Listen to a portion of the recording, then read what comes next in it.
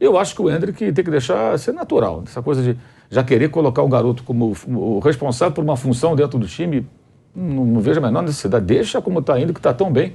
Aos poucos ele vai, né, entrando no time, vai ganhando mais confiança. Já está acontecendo. E vai ter agora a verdadeira carne assada, que é o campeonato estadual, né? No começo do ano. Vai meter gol a rodo naqueles timecos aí do interior, esse time pequeno. Vai fazer o diabo, vai ser um sucesso e vai ficar mais seguro para depois, na parte mais difícil do campeonato, poder deslanchar um pouco mais. Porque o estadual é isso, né? É aquela molezinha. E para um jogador nessa transição é ótimo, porque ele vai ganhando confiança, vai jogar contra times mais fracos. Obviamente vai ter mais chance de fazer gols, de fazer boas partidas, e vai ganhando confiança, vai ganhando mais segurança e naturalmente vai se impor aí como titular, embora seja muito jovem. Mas eu acho que a ida ao mercado vai ser importante e aí vai ter que ter uma boa percepção sobre qual jogador que pode chegar ao clube para preencher essa imensa lacuna que o Gustavo Scarpa deverá deixar. Vanderlei Nogueira, a gente falou do Endrick, né? Você sempre dizia que o Endrick tinha que jogar logo, não interessa a idade, não importa a idade. Ele deveria atuar pelo Palmeiras, deveria até ter ido pro Mundial. Nem a minutagem, eu nunca falei. Nem a minutagem. 5 minutos. Agora, o Endrick foi um dos personagens que marcaram gols ontem. Porque teve o Endrick, que é a nova joia do Palmeiras, né? Nova joia do futebol brasileiro. Tem o Dudu, que é o maior ídolo dessa geração e que fez um golaço. E tem o Rony, que é um cara que às vezes as pessoas criticam muito, mas que sempre é fundamental nesse time do Palmeiras. Primeiro, falando do Endrick. Como fazer com esse garoto? Porque foi o que o Mauro falou. Vai naturalmente, o Abel tem que levar naturalmente. Agora, já dá para considerar que no ano que vem, não só para estadual, mas para Brasileiro, Libertadores, Copa do Brasil, o Endrick é titular do Palmeiras? O Mauro já está aqui do lado. Claro que é. Eu acho que é um grande reforço que o Palmeiras tem a partir de 2023. Eu defendia isso há muito tempo, porque eu acho que tem que ser mesmo, aos poucos. É claro, eu compreendo isso. Mas aos poucos é exatamente o que eu estou falando. Quer dizer, está com o bumbum dentro do avião para conhecer uma grande competição. Eu sei que tem gente que não concorda com isso, nem o professor Abel, evidentemente. Tanto é que ele pediu para ir para a Disneylândia. Eu compreendo isso. Mas eu achei que ele seria muito útil, esse garoto, ir junto com os profissionais. Até foi citado, o Mauro César acabou de citar, tem um zagueiro maravilhoso, o Gustavo Gomes. No meu conceito de Netflix, eu faria ele ter dormido uma noite no mesmo quarto do Gustavo Gomes na concentração, lá na disputa no Mundial. Sabe, tudo isso é ensinamento. O cara observa, um garoto que sabe que a profissão dele é essa, ele sonha com grandes voos, tudo absorve. Tudo é possível absorver, olhar como o cara se comporta. Então, foi isso que eu defendi, que ele fosse no mesmo avião. Mas ele foi para a Disneylândia, ele aproveitou para conhecer o Real Madrid e o Barcelona. E o Paris Saint-Germain também. Como? E o Paris Saint-Germain. E o Paris Saint-Germain também. Então, essa é a primeira parte. Segunda, aos poucos, eu acho que não pode negar ao torcedor do Palmeiras, mais emoções. Quer dizer, quando ele jogou pela primeira vez, foi um sucesso. 10 minutos, não importa, o moleque sabe jogar, o moleque ganhou tudo. Vai aparecer aí uma joia que vai brilhar nos olhos de todo mundo. E o torcedor do Palmeiras não pode ficar aguardando. Um pouquinho, coloca no banco, vai jogar contra o Nogueirópolis, que é lanterna, põe o cara. Entendeu? É isso que eu sempre preguei. E está acontecendo nesse momento final do campeonato. E, veja, no dia que o Palmeiras conquistou o título, num horário péssimo, na minha opinião, numa quarta-feira, feriado, às 21h30, quer dizer, qualquer planejador de evento poderia perceber que vamos mudar um pouquinho isso. Tá na tabela, esse negócio está no contrato, eu sei disso, mas olha, será num feriado, quarta-feira, praticamente a taça já está entregue. Não dá para mudar esse jogo ou deixar às 16 horas. Mas com todos os ingressos vendidos, praticamente. Não dá para puxar o América e Inter TV para o mesmo horário. Não dá para fazer isso, quer dizer, ainda, embora o dia tenha sido um dia frio, com garoa, esse negócio todo, mas não seria melhor para a torcida? Eu estou falando no conjunto da obra. Um jogo às 4h, acabando às 6h. Eu acho, era grande a possibilidade. Então, e aí, como diz Mauro Betting, a cereja do bolo. Ele faz um gol nesse jogo decisivo. É espetacular, eu acho que foi um cenário legal E respondendo a sua pergunta, Asmar, eu acho realmente que ele vai ser titular do time, porque há interesse que ele seja, não só pela qualidade técnica e eficiência dele, mas agora é o momento de chegarem realmente os papéis com propostas. Agora chegarão as propostas. A partir de agora chegarão as propostas. E eu acho que vai receber o Palmeiras mais do que consta no contrato. Mais de 60 milhões de euros, que é a multa dele? Eu acho que vai pagar. Alguém vai pagar ou a multa ou um pouco mais da multa, porque vai ter briga cabeça a cabeça de grandões. É isso que eu acho, a meu ver.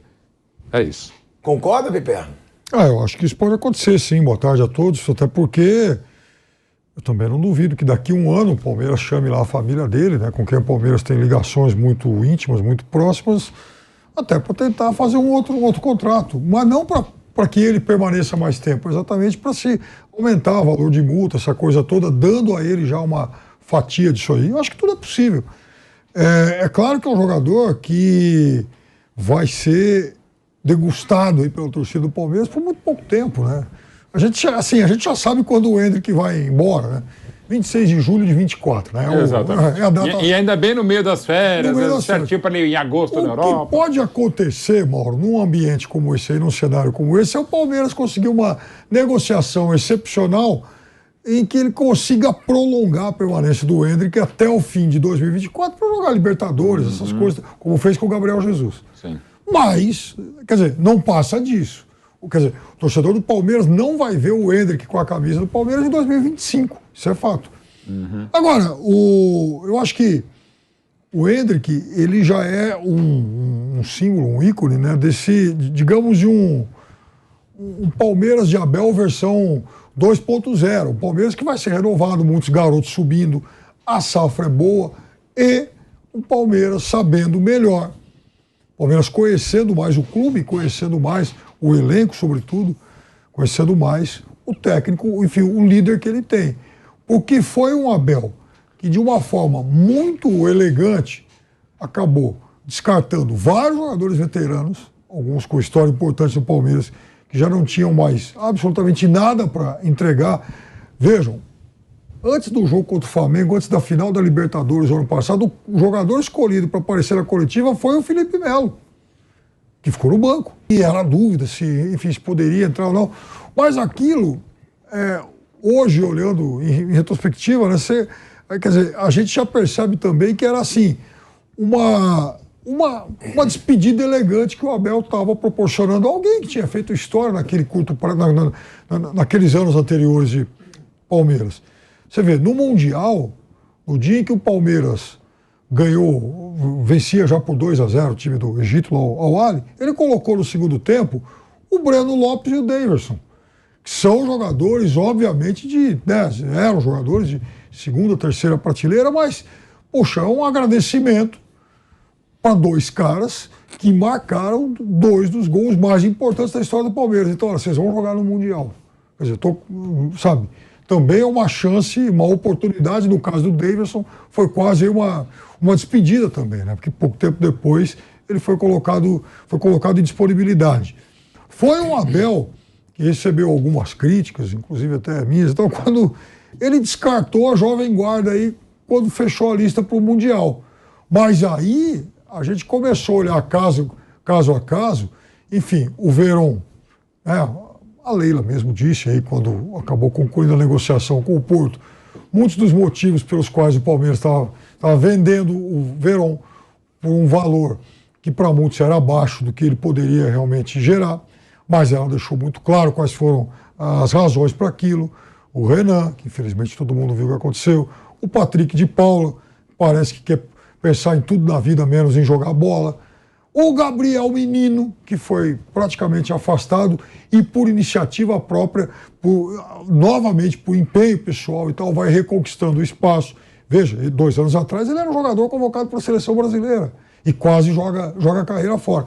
Então, o técnico do Palmeiras também deu um recado muito direto e coisa que muitos de nós, né, muitas vezes a gente não conseguia perceber porque a gente não está vivendo as entranhas do clube, a gente não sabe o dia a dia. E o técnico do Palmeiras tinha essas informações. E eu acho que em 2023 o Palmeiras já começa com o melhor reforço do futebol brasileiro, o Endrick, Foi um jogador que aparece agora. E nunca mais vai ser reserva. Ele vai jogar esse restinho de campeonato. Nós falamos isso aqui outro dia, né? Que ele ia jogar esses 4 jogos finais. E no Campeonato Paulista, que vai ser aquela baba, Hendrick vai lá, se empantude, fazer gol, ganha aí, melhora a autoestima. Agora você também é grandão. E aí eu acho que o único problema que isso pode gerar o ano que vem é convocação para porcaria de seleção pré-olímpica, sub não sei o quê, sub não sei de onde. Olha, tem isso. O cara tem 16 anos, ele vai ser convocado para tudo isso aí. Aí, intercolegial, com certeza. Intercolegial, ele tem final hoje, o intercolegial. A queda de braço. E aí até atrapalha a carreira do menino. Lógico, é importante estar na Olimpíada, importante coisa nenhuma, grande porcaria, quer dizer, e aí? Palmeiras que só vai ficar com ele até 2024. Vai ter que dividir com esse monte de sub, não sei o quê. Não, mas tá bom. Ó, a gente lembra da situação do Pedro no Flamengo. O Flamengo não liberou. O Palmeiras é obrigado a liberar? Aí é uma outra... cada jogador na Olímpica é uma conversa. Não, tudo mas o Palmeiras não é obrigado a liberar. Não, certo? mas de repente, eu acho que não será o caso, como bem destacou o Piperno. Não deve ser o caso. Mas, cara, de repente pode ser um sonho dele, como é o Daniel Alves em um outro momento. Mauro, só pode dar confusão se a entidade que convoca peitar. É isso, porque aí tem FIFA envolvida. Então agora, se a entidade... Depende da competição, né? Depende da competição. Há competições que você é obrigado a liberar. Não, a Olimpíada é exatamente isso. Mas mesmo aquela que você é obrigado, se você que é o cara que comanda essa convocação, entende que é uma situação diferente, e compreendo, você não terá essa obrigação. Não tem confusão. Então, o Rodrigo não pôde se despedir do Santos para jogar o pujante torneio de Toulon. Então, o Palmeiras tem que pensar nisso, né? Isso que você está falando, Piperno, o Palmeiras tem que pensar isso hoje. Entendeu? Olha, por que não temos no calendário da semana que vem, do ano que vem? Tem esse jogo, atenção, CBF, a nossa relação é maravilhosa, nós estamos em Shangri-La, tá certo? Esse é o nosso jogador. Vou perder 3 meses dele no conjunto da obra, de um cara que nós sabemos que vai embora daqui menos de um ano. Dá para vocês entenderem isso? Não. É convocação, é camisa e fim de papo. Tudo bem, mas tem que deixar isso muito claro. Transparência, deixar muito claro. Ó, nós tentamos, tá legal? Tentamos, mas a CBF não abriu mão. E a torcida vai, ei, CBF, aquele negócio, você entendeu? Eu acho correto isso. Ô Mauro César Pereira, você reagiu, né, quando o Piperno falou dessa situação das seleções de base. E aí o Kaique, da nossa produção, ele me mandou. Os torneios sul-americanos sub-20 e sub-17 são classificatórios para as Copas do Mundo FIFA das respectivas categorias. Nossa, que importante. E aí, ó... Não posso deixar de perder, diria aquele meu velho amigo. Né? A Comebol, o sub-20 será disputado na Colômbia entre os dias 19 de janeiro e 12 de fevereiro. Ou seja, pegaria a pré-temporada e talvez um começo de Campeonato Paulista. O Campeonato Paulista começa dia 15. Sim. Então ele voltaria a tempo dia 15 de janeiro. De janeiro. Então, olha, ele já perde todo o começo do Campeonato Paulista. Esse é o sub-20. Sub-20. Tá? Já o torneio Comebol sub-17 será realizado no Equador no dia 30 de março a 23 de abril. No meio da muvuca. Ou seja, ele vai perder pré-temporada, ele vai perder Campeonato Paulista, o começo, né? E ele ali, março e 23 de abril... ele já começa a perder até Libertadores, até a Copa do Brasil. Lógico. Já começa a perder competições bem importantes pelo Palmeiras. O próprio Neymar, em 2011, jogou sub-20. Os clubes não enfrentam. O Flamengo enfrentou ali a CBF naquele episódio do Pedro, mas geralmente não é o que acontece, né? Eu acho que aí caberia o torcedor cobrar dos seus dirigentes, qualquer clube. Isso aí. Vem cá, vocês vão deixar... Uma coisa que eu acho engraçado também, por exemplo, quando se pergunta a qualquer clube, se o seu técnico for convocado, for chamado para a CBF, você libera? Claro, é uma honra pinóia, paga a multa. CBF é rica. Perfeito. Então, se amanhã... O caso do Muricy. Digamos, o Dorival faz um contrato com o Flamengo, um novo contrato. Aí a CBF, depois da Copa do Mundo, fala, Dorival, quero você. Quanto é a multa? Paga a multa. Acabou. Ou então, se o Dorival falasse, olha, mas eu quero uma cláusula de saída, então tá bom. Então eu quero uma cláusula para te demitir também, sem pagar multa. Se você quer ir para a CBF... A cláusula, se chamaram, alguns colocam, né? Todos. Se houver um chamado de seleção, pode ter uma negociação, o europeu... Mas se eu sou o clube também, eu falo, tá bom, então também você não vem me pedir multa se eu te mandar embora. Se você quer uma rota de fuga, tem que ser para os dois lados. Claro. O contrato bom para todo mundo. Profissional, né? Claro. Profissional. A mesma coisa. Se amanhã a CBF se cismar que quer o Abel Ferreira como técnico, qual a multa do contrato? Que paga, ela tem dinheiro, paga o Palmeiras. Dependente. Por que não? Por que tem que fazer essa graça com a CBF? Como se ela fosse No uma caso do entidade Muricy em 2010, pobrezinha. com o Fluminense, falou. Na época, o Celso Barros falou que não liberaria, né? Na verdade, ali nem houve uma proposta concreta. Houve uma conversa no clube lá no Rio de Janeiro, aí a reportagem na época lá, a Patrícia Lopes, a repórter, estava por lá fazendo outra matéria, lá com o Cristóvão, o nosso grande Cristóvão Câmara, aí flagraram a conversa ali, literalmente, porque era uma conversa meio secreta, um local um tanto quanto inusitado, né? Não era um ambiente futebolístico. E aí a imprensa inteira foi para lá. E nem chegou a haver uma proposta, pelo que a gente soube, porque não avançou a esse ponto.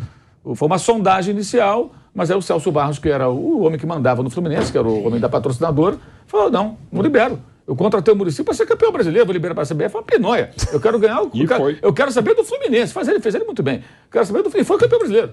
Você dane a CBF, e ele acabou não indo para a CBF coisíssima nenhuma. Porque fica essa coisa, cara... De novo, jogar na seleção, treinar a seleção, para quem é brasileiro, né? No caso do Palmeiras é português, mas para quem é brasileiro, não é servir a pátria porcaria nenhuma, rapaz. É só um time de futebol. É um time de futebol que gera... não é exército, você pode falar não. Aliás, para jogador também, é engraçado. A Alemanha tem vários casos. Talvez o mais emblemático tenha sido o Schuster, que era um baita jogador do Real Madrid. Ele tinha sido campeão da Europa em 80 e já em 82 ele falou, não quero jogar na seleção, não jogou. E outro grande caso, e olha que a gente fala, às vezes, os argentinos, amor pela camiseta, eu acho que na média é mais do que os brasileiros. O Fernando Redondo tinha que se formar em economia e não jogou uma Copa do Mundo. Então, assim, e de novo, não é o exército para você falar bater continência. Também, né? Cara, não, tudo bem. Mas, não, eu também acho. Mas, de novo, não é um apátrida, é um traidor da pátria se ele não serve a seleção. O cara faz o que quiser. Até porque a CBF se autotitula como uma entidade privada. Embora seja muito questionável, porque ela se apropria dos símbolos nacionais. Coisa mais pública do que hino existe, nacional, né? E do futebol brasileiro, que, digamos assim, é parte da nossa cultura, né? O Brasil é visto lá fora, apesar do 7-1, como o país do futebol, aquela coisa dos grandes jogadores, o país do Pelé e tudo mais, de tantos grandes craques. Agora, os clubes é que tem que enfrentar. Uma questão também de bom senso. Você chegar para a CBF, é CBF. Esse jogador, ele pode ter 16 anos, 17 anos, mas ele está num nível mais alto, ele joga no profissional. Eu não posso colocar para jogar com o garoto de 16 anos. E ele vai embora. Eu tenho que usar esse cara. Eu preciso usar ele o máximo possível. Até para valorizá-lo, para fazer uma boa... Ele não vai se valorizar jogando esse torneio mequetrefe de garoto. Por exemplo... Ele vai se valorizar jogando no nível elevado com os adultos, e ele parece ter realmente condições já para isso. E aí que os clubes lá de fora vão falar. Assim, o caso do Vinícius Júnior, ele já foi contratado ainda sem jogar no profissional, do Flamengo já estava. O Rodrigo não. O Rodrigo já estava jogando entre profissionais. Agora, se o Endrick for jogando bem nos profissionais, aí ele vai chamar a atenção. Não é jogando o torneio de Toulon, como lembrou aqui o Piperno. Torneio que ninguém quer saber, torneio de Toulon. E mesmo no Sul-Americano, o Neymar jogou em 2011. Né? No Sub-20 ele jogou em 2011, ele já era... Aliás, até dever dizer, o Neymar não era Neymar desde o nascimento. Só rapidinho, a mãe queria que se chamasse Matheus. O pai, indo pro cartório, botou o nome do Neymar, levou uma semana para ter coragem para falar pra mãe que o Matheus se chamava Neymar Júnior. Mas enfim, o Neymar já era inclusive 2011 é aquele ano que ele é campeão, tricampeão da América, com o próprio município do Santos e tal. Mas ele jogou o Toulon não, jogou o Sul-Americano Sub-20. Então assim, é mais complexo. O Toulon pode sair... Ainda mais pré-olímpico, não tem mais essa coisa do Brasil ganhar a medalha olímpica, já tem 2 de ouro, maravilhosa e tal. Mas assim, o Endrick é aquela coisa, o Endrick tem esse problema, entre aspas. Ele joga tanto na Sub-17 como na Sub-20. Tem bola para jogar nas duas, tem idade para jogar nas duas, né? E é classificado. Para a Copa do Mundo, sim. Só para entender, vai disputar contra a Venezuela, contra a Bolívia. O Adriano jogou em 2001 no Equador, no Sub-20. Vai ter pré-olímpico. Eu estava lá também. Isso, quer dizer, não vai jogar... O Gaúcho jogou em 99. Antes eu acho que já era um monstro. Eu acho que será um desperdício. Vanderlei, eu vou te dar a palavra, só a gente vai rapidinho para um break na Rádio Jovem Pan. Seguimos na TV e no YouTube. Pode falar, Eu estava dizendo, só nesse conjunto todo que nós estamos falando aí, que será um desperdício um garoto desse participar de torneio classificatório de sub-20, sub-17, ele pode jogar, já foi campeão já em tudo.